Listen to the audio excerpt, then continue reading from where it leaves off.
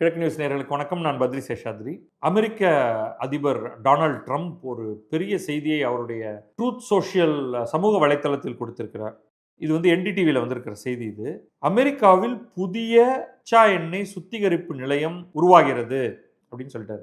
கடைசியாக அவங்க உருவாக்கிய ரிஃபைனரிங்கிறது 50 ஆண்டுகளுக்கு முற்பட்டது. 50 ஆண்டுகள் கழித்து இப்பொழுதுதான் முதல் முறையாக ஒரு புத்தம் புதிய ஒரு ஆயில் ரிஃபைனரி உருவாகுது. அந்த ஆயில் ரிஃபைனரி அது வந்து ஃபர்ஸ்ட் நியூஸா? செகண்ட் நியூஸ் என்ன? அந்த ஆயில் ரிஃபைனரியில் கணிசமான பங்கு இந்தியாவுடைய ரிலையன்ஸ் இண்டஸ்ட்ரீஸ் உடையது. முகேஷ் அம்பானியின் ரிலையன்ஸ் இண்டஸ்ட்ரீஸ் உடைய பெரும் முதலீட்டில் இது உருவாகிறது. என்ன சொல்றாருன்னா, I am proud to announce that America first refining, அதுதான் அந்த கம்பெனியோட பேர், is opening the first new US oil refinery in 50 years in Brownsville, Texas அப்படின்னு டொனால்ட் ட்ரம்ப் தெரிவிச்சிருக்காரு. இதோடைய பின்னணி உங்களுக்கு தெரியும்.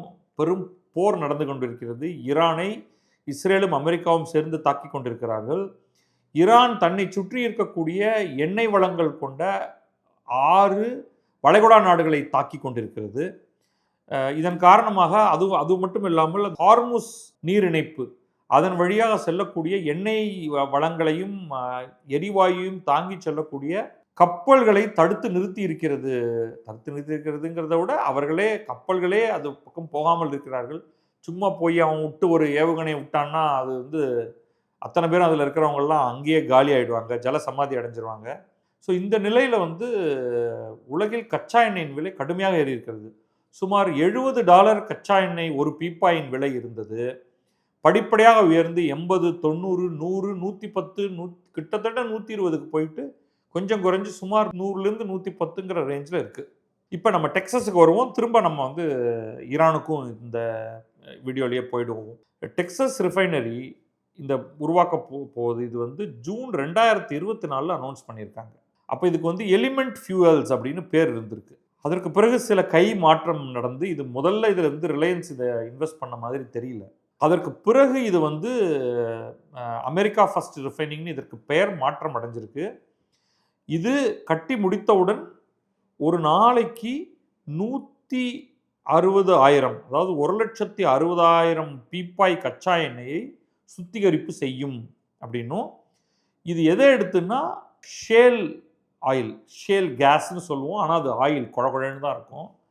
அது வந்து அமெரிக்காவிலேயே ஃப்ராக்கிங் அப்படிங்கிற முறையிலிருந்து இது பாறைகளுக்கு இடையே இருக்கக்கூடிய இந்த எண்ணெயை எல்லாம் எடுப்பதற்கான ஒரு வழி இருக்குது. அதை எடுத்து அதை அமெரிக்காவிலேயே சுத்திகரிப்பு செய்வதற்காக இது இந்த ரிஃபைனரியை பயன்படுத்த போகிறாங்க. இது வந்து இது எப்படின்னா second quarter of this year அப்போ தான் வந்து கிரவுண்ட் பிரேக்கிங், அதுக்கப்புறமா தான் கட்டவே போகிறாங்க. இப்பொழுதைக்கு முதலீடு நடந்திருக்கிறது, இடம் பார்த்துருக்காங்க போல இருக்கு. இந்த செகண்ட் குவார்ட்டர்னா ஏப்ரல் மே ஜூன் அடுத்த மாதத்துலேருந்துன்னு வச்சுங்களேன், கட்டுமான வேலைகள் ஆரம்பிக்கும். அதற்கு பிறகு பல மாதங்கள் ஆகும் அதை கட்டி முடிக்கிறதுக்கு. அதற்கு பிறகு இது வந்து அந்த ஆயில் வந்து அதை ஆயில் வந்து அதை நீங்கள் சுத்திகரிப்பு செய்ய போகிறீங்க. இதோட கணிசமான பங்கு ரிலையன்ஸுக்கு இருக்குது. அதை தவிர பிற இன்வெஸ்டர்ஸும் இருக்காங்க. இது முழுக்க சொன்ன மாதிரி இது வந்து யூஎஸ் ஷேல் ஆயில் வைத்துக்கொண்டு இது நடக்கும். இந்த மாதிரி ப்ராஜெக்டுக்கு வந்து கிரீன் ஃபீல்டு அப்படின்னு சொல்லுவாங்க. அதாவது முழுவதும் ஒன்றுமே இல்லாத இடத்துல கீழேந்து உருவாக்குறது. ஏற்கனவே இருக்கிற இடத்துல கெப்பாசிட்டி இன்க்ரீஸ் பண்ணுறது மாதிரி இல்லை, புதிதாக உருவாகக்கூடிய ஒன்று.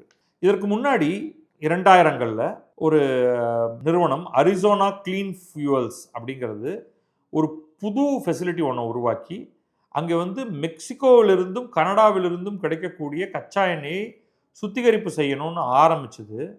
ஆனால் அது வந்து சஃபிஷியன்ட் ஃபண்டிங் கிடைக்காம அது கொலாப்ஸ் ஆயிடுச்சு. அந்த சமயத்தில் இது வருது. இப்போ இது இந்த இடத்துல நிறுத்திக்கிட்டு பிரச்சனைக்கு போவோம்.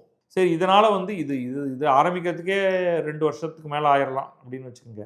இந்த ப்ராஜெக்ட் இது வந்து ரிஃபைனிங் ஆரம்பிக்கிறதுக்கு, ஏன்னா அது எல்லாத்தையும் கட்டி முடிச்சாகணும். அப்போ அது வரைக்கும் என்ன பண்ண போகிறோம்? என்ன பிரச்சனை ஓடிக்கிட்டு இருக்குது? இந்த பிரச்சனையே இந்த ஹார்முஸ் நீரிணைப்பு, ஹார்முஸ் ஜலசந்தி, ஸ்ட்ரெயிட் ஆஃப் ஹார்முஸ் தான். அப்போ அதை என்ன பண்ணுறது அப்படின்னா, அந்த சமயத்தில் வந்து அதுக்கு தான் வந்து இப்போ இவர் என்ன சொல்கிறாரு நம்ம டொனால்ட் ட்ரம்ப் அப்படின்னா, I may have to think of taking over this Hormuz அப்படின்னு அவர் சொல்கிறாரு. ஸ்ட்ரெயிட் ஆஃப் ஹார்முஸை எடுத்துக்கிறேன் அப்படின்ட்டு. ஆனால் அது வந்து அவ்வளவு எளிது கிடையாது. ஸ்ட்ரெய்ட் ஆஃப் ஹார்முஸை வந்து பார்த்தீங்கன்னா, ஏற்கனவே ஈரான் என்ன சொல்லிருச்சுன்னா, எக்கச்சக்கமான படைகள் நாங்கள் அந்த இடத்துல குவிச்சிருக்கோம். அதை குவிச்சுன்னா ஆட்கள் இல்லை, ஏவுகணைகள்லாம் அந்த இடத்த பதம் பார்க்குற மாதிரி இருக்குது. யாராவது அந்த பக்கமாக நீங்கள் எங்களுடைய எதிரிகளுடைய கப்பல்கள் போகுதுன்னா தகர்த்து தூக்கி போட்டு ஒழிச்சு கட்டிடுவோம் அப்படின்னு சொல்லியிருக்காங்க. கூடவே அவங்க என்ன சொல்கிறாங்கன்னா, எங்களுக்கு நீங்கள் வழியை கொடுக்குறீங்க, நாங்கள் பதிலுக்கு இந்த பக்கத்தில் இருக்கக்கூடிய எல்லா விதமான எண்ணெய் வளங்களை எல்லாத்தையும் நாங்கள் தாக்க போகிறோம். We will attack oil pipelines அப்படின்னு சொல்லிட்டாங்க கிளியரா. ஒத்த டிராப் ஆயில் கூட இந்த பகுதியை விட்டு வெளியே போகாமல் பார்த்துக்கொள்வோம். ஆயில் பிரைஸ் வந்து விரைவில் $200 போகும். ஆக்சுவலாக இப்போவே வந்து பல நாடுகள் திண்டாட்டத்தில் இருக்குது.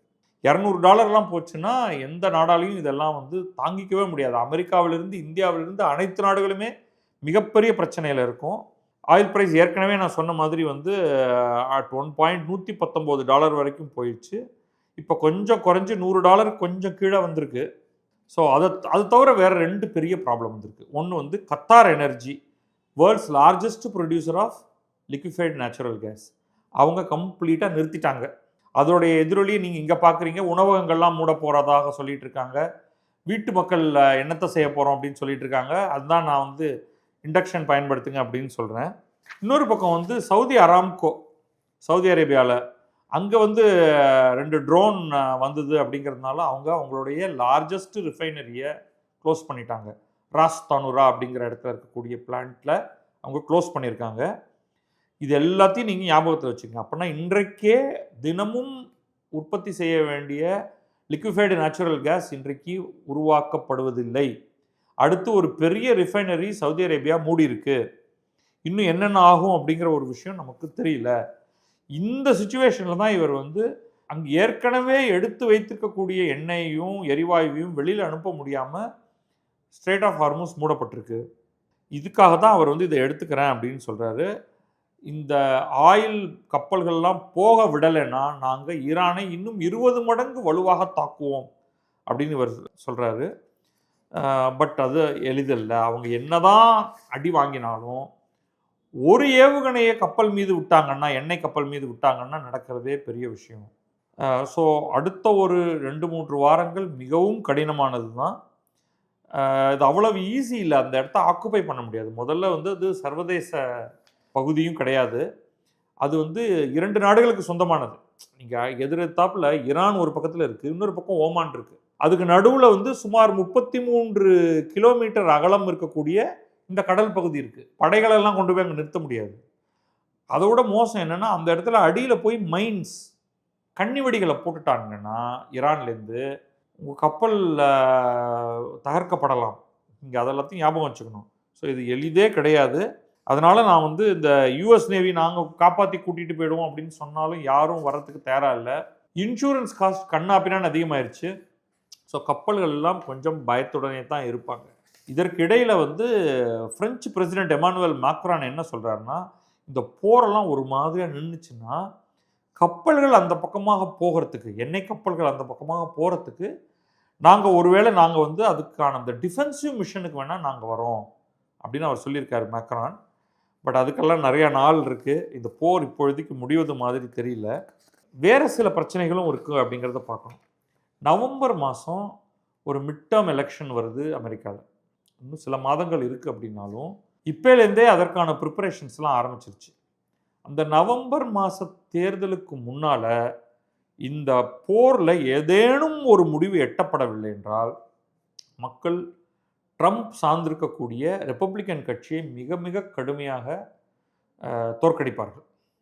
100%. இப்போவே அவர் வந்து அவருடைய ரேட்டிங் ரொம்ப லோவாக இருக்குது.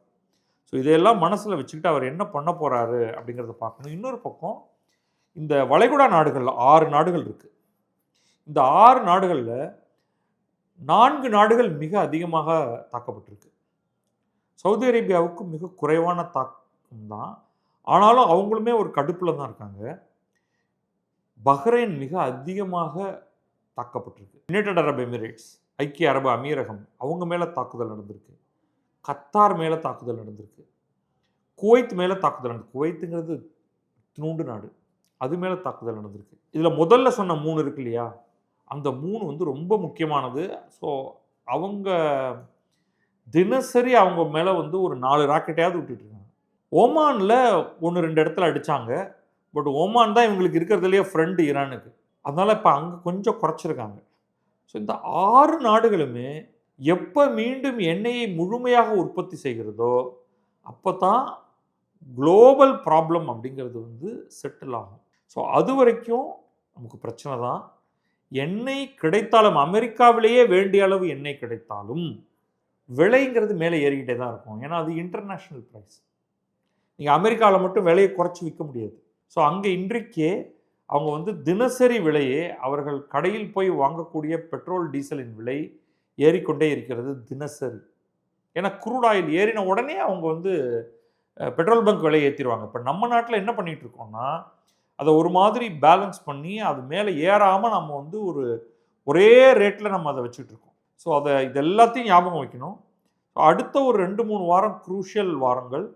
ஏதாவது ஒரு செட்டில்மெண்ட் நடந்தாலே போதும் அப்படிங்கிற நிலைக்கு எல்லா நாடுகளையும் கொண்டு வந்து விட்டுருக்கு இந்த எண்ணெய் பிரச்சனை. ஸோ பார்ப்போம் அது எந்த மாதிரி நடக்கிறது என்று. இதை கவனமாக பார்த்து இது குறித்து நம்ம பேசிக்கிட்டே இருப்போம். ஏன்னா இதுதான் வந்து ஒரு நாட்டையே இயக்குவது ஆற்றல் தான்.